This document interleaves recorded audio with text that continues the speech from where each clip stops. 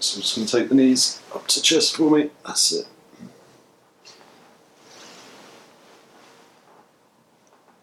And we're going to be straightening out the bottom leg.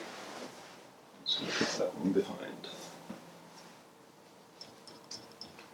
I'm just going to take this hand up onto your ribs and reach behind me with that one. That's it. Just nice and relaxed. And if you hold on to your wrist for me, good. I'm just going to roll towards me this way. That's it. And just take a nice deep breath in and flop down and breathe out. Good. Well done. You okay?